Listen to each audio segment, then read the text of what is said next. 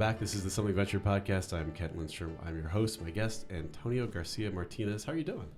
I'm doing great, Kent. Thank you for having me again. Welcome back. Thank you. So since we talked, you're the author of the book Chaos Monkeys. Right. Which has been, it seems to me, it's been doing pretty well. A lot of people in Silicon Valley write a book and it's sort of their, okay, I've written a book, best-selling author now, and I can go do the speaking tour.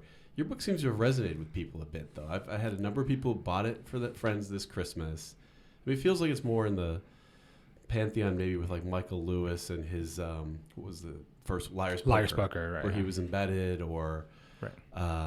Who did Nudist on the Late Shift? Pope Bronson. Pope Bronson. Right. It feels like you're closer right. to that pantheon than just your average Silicon Valley book. Or I'd include in that pantheon, by the way, the guy who I really tried to mimic, if you want to see my sort of my plagiarism, i.e. disguised creativity, is actually Jerry Kaplan's Startup, actually, from 1995. Yes, Remember right. that one? Which I think is actually a really good book, actually, although it's very dated now. Yeah. But so, yeah, I mean, I think it's funny you mentioned people buying it for their families, because there's a number of readers who have chimed in for that. In fact, one of the characters in the book, I won't mention his name, actually bought it for his therapist. Wow. And basically said, look, just read this. It'll save us a lot of time. Yeah. You'll understand where I'm coming from. Yeah.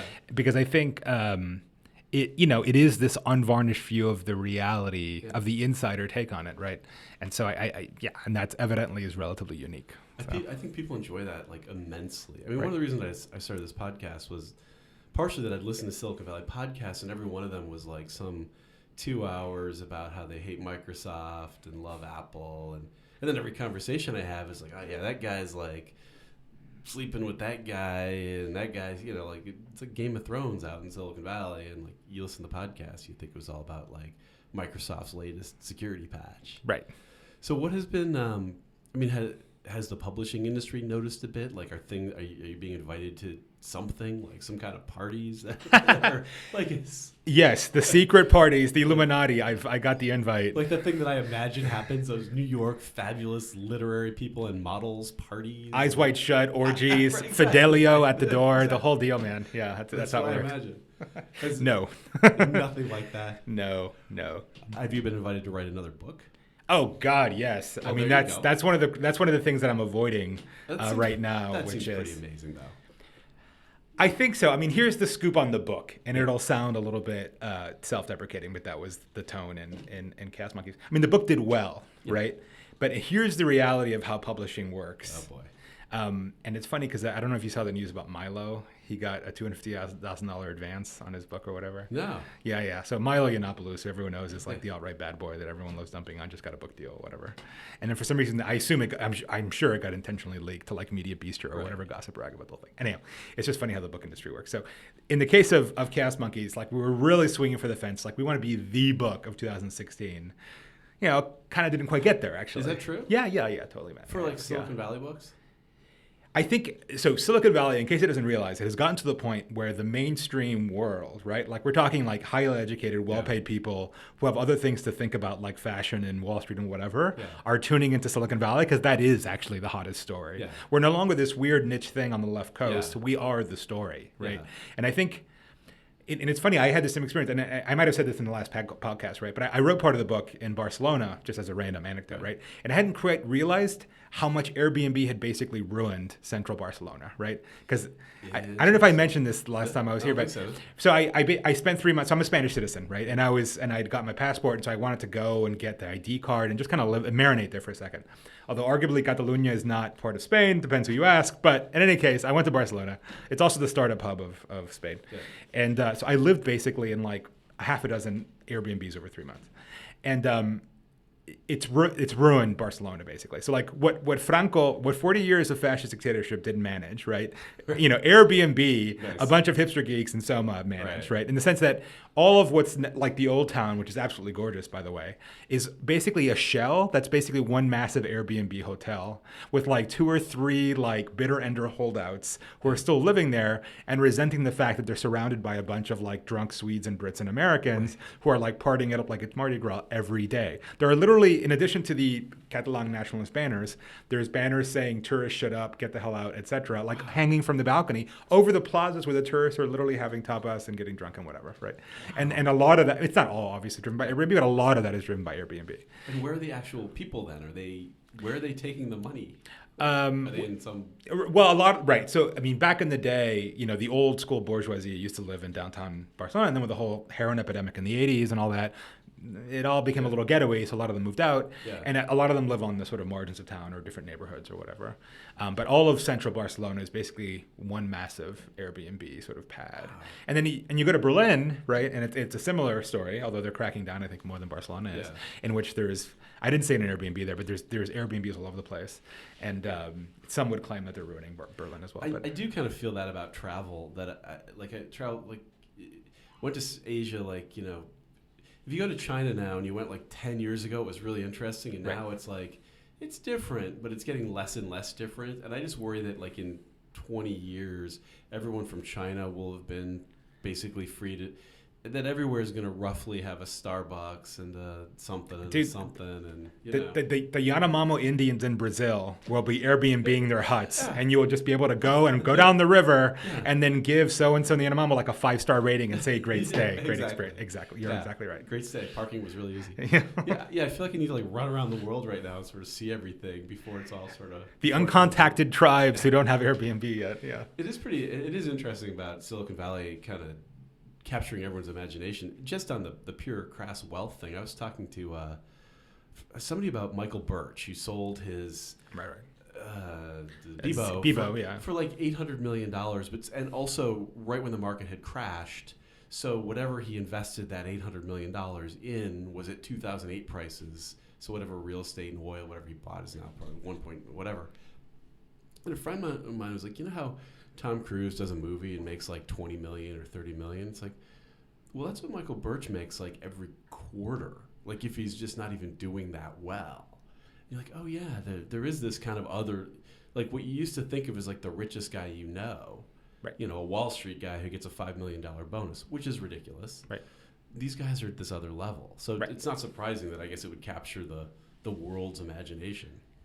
Right, it's funny. I went to New York and I had an evening with my ex, and she works for a hedge fund, and she was talking numbers and all excited about being worth single-digit millions, and I'm and again, I'm not worth that, so it's not it's me, but I'm just saying I know lots of people worth this isn't money. What are you talking about? You're so hoity-toity and proud and arrogant about it. This is an ops person at Facebook who joined in 2007 type shit. I try to be conscious of this too. Sometimes people will say something he's okay. He made I think a few million at his first startup, so he's still trying to make it. And you're right. Okay, that's great. I do know what you're saying, that he made a few million. Right. Some people made 100, but most people on the planet are good Lord, he's got $2 million. Right. You're done. And it's funny because one of the criticisms, and I hate to be all defensive about it for the book, was that I mentioned, the numbers are in the book, so fuck it, whatever, right? At the time with Facebook at $30, I was making just shy of $1 million a year, right? Yeah. It's in the book, so it's public, whatever. And then I state that in San Francisco, that's actually kind of a middle class lifestyle. It doesn't actually get you some amazing, crazy jet city lifestyle. And people actually criticize my loss of perspective.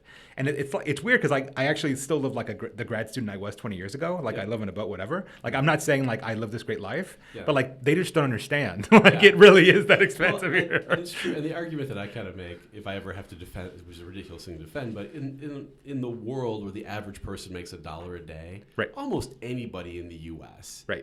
Is unrelatable to a lot of people in the world. But Silicon Valley is its own level of ridiculous. Dude, that's the curse of what's called hedonic adjustment, right? We are literally the average of our past, and so we don't notice absolute well-being. We notice relative well-being, and that's what drives us crazy, basically. Don't the whatever the happiness studies are say people are happiest when most of the people around them are kind of making the same amount? Exactly. Yeah. And so I live a couple blocks from Mark Zuckerberg, so I'm oh man, that guy's got the thing, and I'll never get that. But if everyone was about where I am and I was 2% better, I think that's where you're... No, and it's funny, not to get all preachy, but in the U.S. there's so much income inequality, and particularly in San Francisco, right? It's Gibson's thing about the future's already here, it's just not evenly distributed. I think San Francisco is the future, and that you're going to have this core of people who do really well, who do incredibly well. Yeah. You're going to have their well-paid technocratic elite that's maintaining, keeping the trains running on time, and then you're going to have people living in tents underneath the 80, right?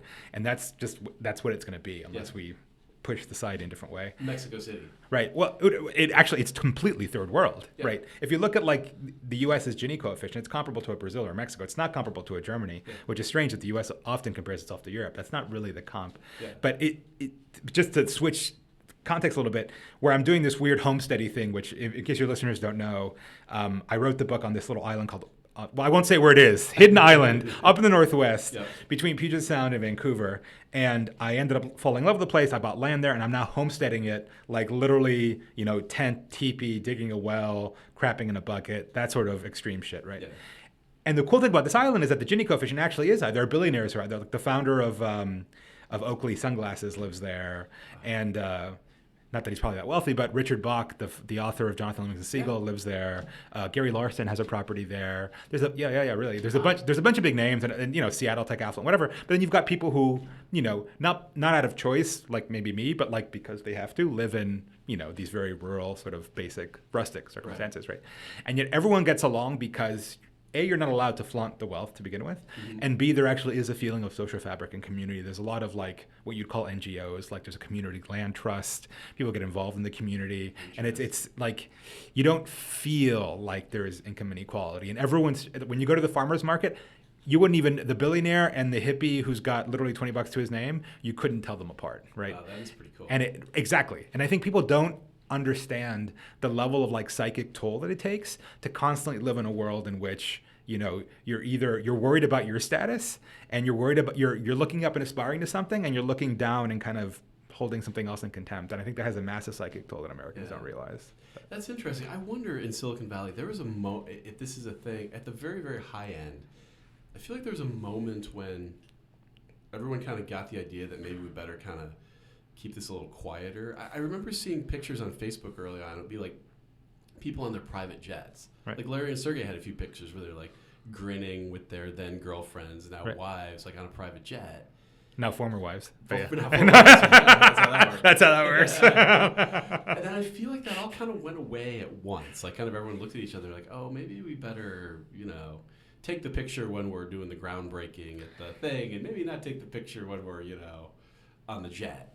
With people. I touch upon this in Chaos Monkeys. There's that scene in which Zuck is announcing the IPO, and I mentioned I think every large company faces this, right? Yeah. In which you've got those who really join early who are worth like real money, right? Yeah. There's various levels of money, right? There's like the fuck you money everybody talks about, and then there's like the fuck the world money, in which like I construct my world around me, and like I don't even participate in the world anymore, right? Yeah. And the very earliest employees of huge meteoric startups like Facebook and Google live in that other world, right? And then like the middle tier who came in later, like me and others, maybe at best get to the sort of fuck you money level. And the thing is, everyone in that middle tier like understands that. They know that they're not actually making real money in the scheme of things. And yet somehow they embrace those values and consider it totally fair. And I think it's just one of the greatest tricks of sort of like extreme capitalism, that everyone is happy with the state of affairs and no one complains about it. Oh yeah, I talked to, Josh Hanna, who's he founded Betfair, he's at Matrix. He talks about, it's smart though, so I'll attribute to him, where he's like, look, Silicon Valley, like, it's based on this idea that people think they've got like a 1 in 3 chance of making it to that level, and they have a 1 in 1,000 chance. So he's like, compared to just going to work at McKinsey, where you'd fly business class and your bonus would be probably $400,000 every year, you work really hard for way less than that, and then every 7 years you get $400,000 because something got acquired. Right. So it's this kind of lottery ticket pun. Law firms have always worked on that. You work really hard because you think you're going to be partner, and most people don't. Right. Well, I mean, this goes back to Freakonomics, that Horry, that old book, and it mentioned the one of the key stories in the Freakonomics thing was an anthropology student from Chicago who would go study a crack gang, and his initial thought was like, why is it that all these drug dealers are living with their parents, right? Like they weren't living like the sort of baller lifestyle that was sort of, and he realized that in fact it's exactly what you just said, which is the average street thug has a 1 in 3 chance of dying every year because they get whacked all the time, right? But they're all holding out, mostly because they have no other options, that they're going to be that one guy, that one capo who runs that one building or that one floor, and in fact get the real money, actually, right? But, he literally has a 1 in 50 or 1 in 40 chance. Same thing when I worked at Goldman. How many made partner? Of my circle, I don't know anybody who made partner, actually. And so, but it's the exact same thing in Silicon Valley. We hold out, and we pull to that inside straight, even though it really doesn't actually make rational sense. Well, I think and writ really large, because the payoff, if you are Mark Zuckerberg, is this weird, enormous, even beyond a Goldman Sachs partner. Right. Way beyond. Way beyond a Goldman Sachs partner kind of money. Right. It is like, it's really intriguing. And a few people have said, look, your wealth maximizing strategy is probably don't start a company, don't even join one early, just kind of be the assistant BD guy, like who's not that important and can just leave.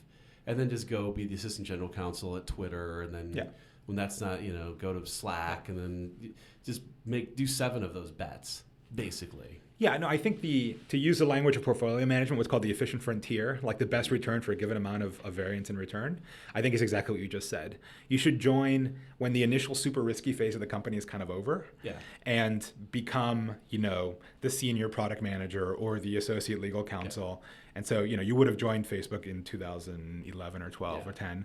You go and you make a decent amount of money, and then you go to Pinterest, and then you go whatever comes after that. And I know a whole cohort of friends who do exactly that. They're never going to found a company. They're never going to really roll the big dice. Yeah. But they just go from mid-tier company to mid-tier company. They do 4 or 5 rotations of it. It only needs to kind of work once or twice. Yeah. And then, you've got your 3 or 4 bedroom in Noe Valley, and you can raise a family. That's it. Well, and there's another piece of that too, which I don't know if this is still true, but it used to be that it would be pretty well known that a company was on its way, like in Silicon Valley, like Slack or Facebook, but the systems wouldn't have adjusted yet. Like they haven't really reduced the options to here you get 3, and they haven't really stopped hiring anybody who wasn't Harvard, Stanford, Goldman, Facebook, or whatever it was back in the day, and then you can kind of get in on that. Right. And that's those people who are shopping for a home at the the IPO, the tens of millions of dollars. That's right. Yeah, exactly. So I thought it'd be interesting to chat about. We've had an election recently in the United States. Yes. And I'm just intrigued by how Silicon Valley very much thinks it's like the center of the universe in some sense. Their opinion's very important, but that's been going on with actresses and models and actors. Here's my political opinion. Okay, Susan Sarandon. I don't know if they really care. But Silicon Valley had a pretty interesting reaction that has been changing and morphing over time. By and large, a pretty liberal or libertarian place. Right.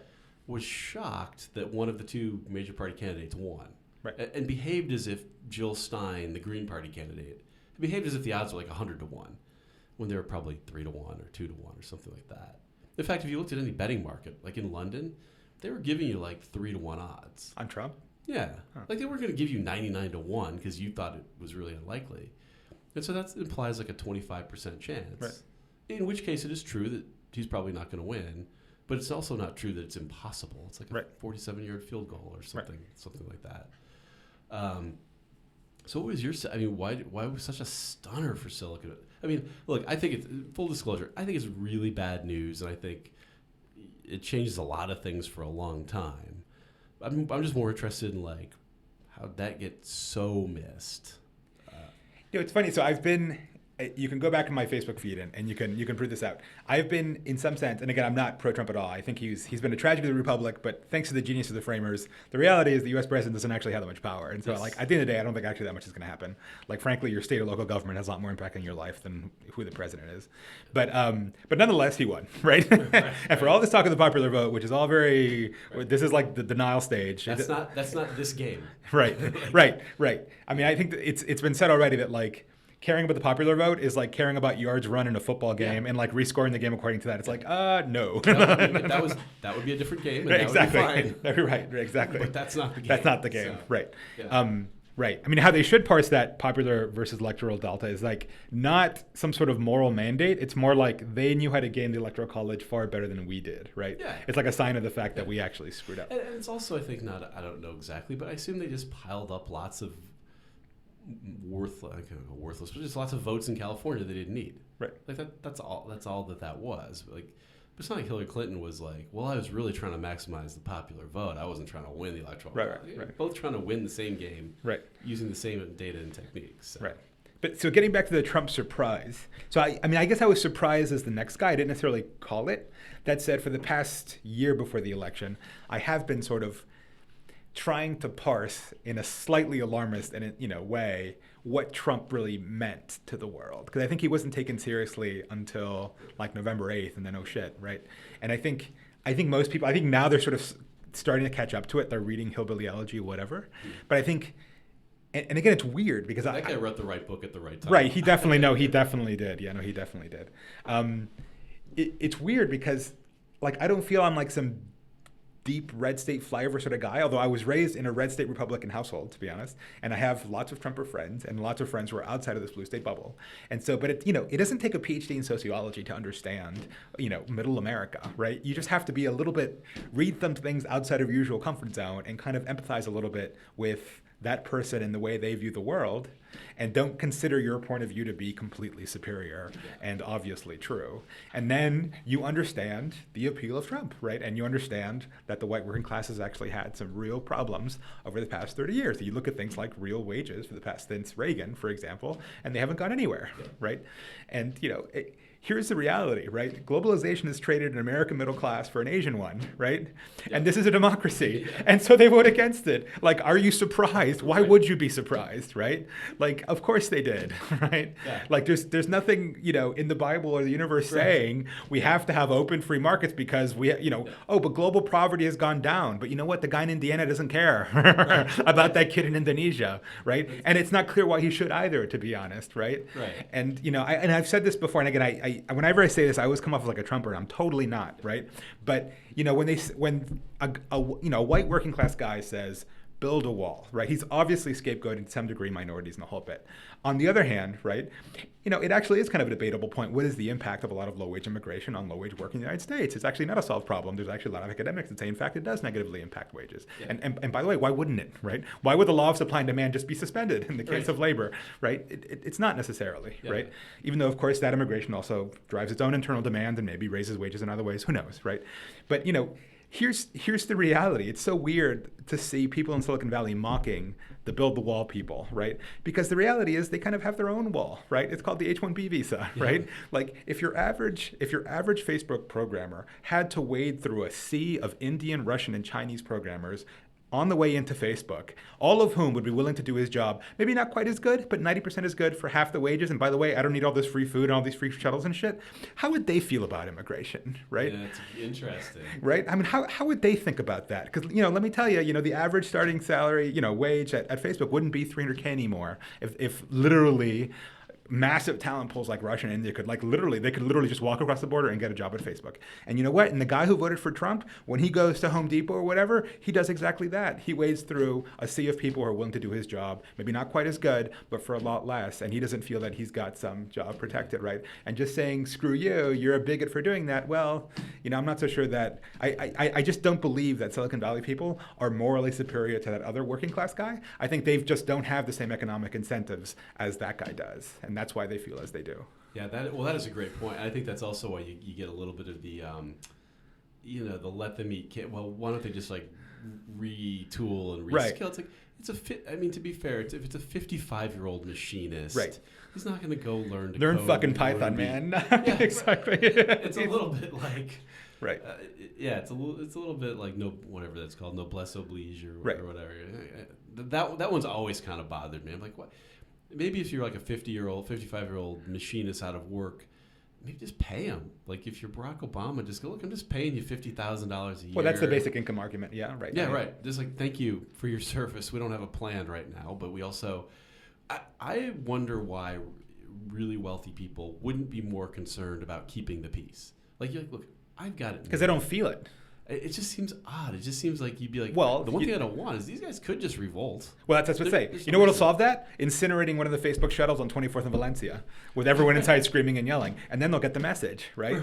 Because, those protesters who put a brick through that one time that there was violence and they put a brick through Google's van or whatever, that got attention, right? And as much as I'm not necessarily advocating violence here necessarily, but the reality is that's the sort of thing that precedes the present revolt. Right. And I think people here don't quite understand the stakes involved, right? Yeah, that must be the case, because otherwise you'd think you'd be like, look, being like 10,000 times more wealthy than everyone is just as good as being 1,000. Yeah, 1,000 times as wealthy. Or even 100. Yeah, like just, share enough so that, because, governments do get overthrown. Like people do just take and have enough and I'm done. But this is one of the things I touched upon in the book. It sounds like I'm plugging the book again, but to me, one of the great evils of Silicon Valley in some sense, and just the general sort of like neoliberal, globalist capitalist thing that we're in right now, is this focus on meritocracy, right? Because meritocracy sounds great on the upside, right? Oh, we reward the guy who does well, but they don't quite see the shit end of that little trade, which is,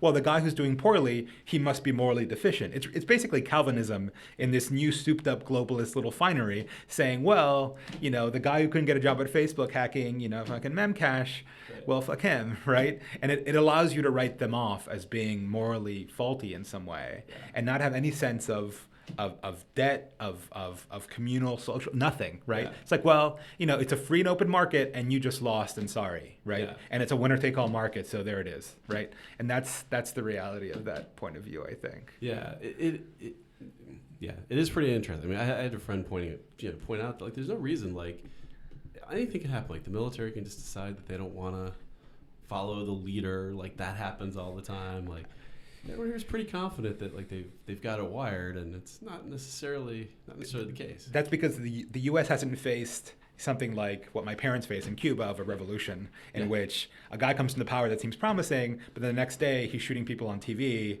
and threatening to throw your kids in the, Bienadito, the pioneers camp, so they become the new socialist man, and suddenly all of society changes. Like, the U.S. hasn't had that feeling of like, ooh, like, what if... In our massive 200 years, it's like when you're in China and you kind of tell people, oh, you should do this, you should do that. And they're like, we've been doing this for like 2,000 years. Like, we got our thing wired. You call us in like 800 years or whatever it is.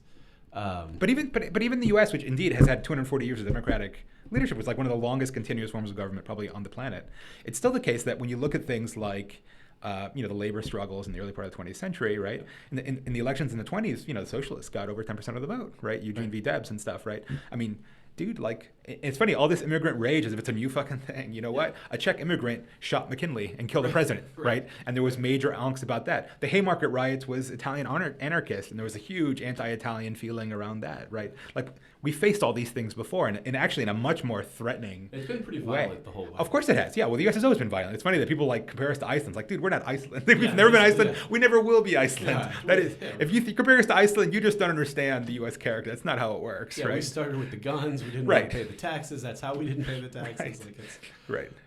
It is a fascinating thing in Silicon Valley. The thing that I would think that more people would be smart enough. I really appreciate when people say they got lucky. Like, there's this streak of libertarianism, which is, you read that Ayn Rand book, Fountainhead. When you're 18, you think it's genius. In my opinion, by the time you're 30, you should be like, oh yeah, okay. How do you build the roads? There's still people in Silicon Valley who think that's like the best thing they've heard. And when you look at it, you're like, you got successful, and you're writing a narrative that you caused it all. It's like, come on. Like, you really are you're a billion times richer. You're really a billion times smarter than ever. Like, that probably isn't the case. Right. I think part of it is the fact that there's no civic mindedness there, right? Like, they don't understand exactly how do the roads get built. Yeah. I mean, literally, the internet was a government project to begin with. Yeah, like, no corporation would ever have done this bizarre, at least at the time, this weird moonshot thing of like, oh, let's network computers because we think it's cool in the Cold War, right? And so, I think it's a little ridiculous. And the fact that, like, you rewind, a century and a half, and somebody like, Carnegie, for example, a massive steel fortune, he built a library in every American town, right? Yeah. In fact, some of the most beautiful libraries in the Bay Area, I think the one in Mission or the one in Oakland Public Library, there's these gorgeous structures that were actually just built as just an act of charity to the nation, right? Yeah. And like, I've yet to be treated in a Google hospital, right? Or my kid doesn't go to a Google school. You've been treated in a Benioff hospital, maybe. Like yes. I feel like there's a few guys now. Maybe they're just Benioff, is one, and Zuckerberg's another. To be clear, who donated a lot of money. That's right. And there's a few people, and Mark Benioff in particular is pretty good about saying, look, all these causes are important, global health's important, and all that, but you guys should also be giving to your local communities too. We should be worried about Africa, but there's people here that need your help. Right. Bill Gates is pretty good about it. Like, he does, and I don't know if he really believes, but he does say, like, look, I didn't do this in Africa.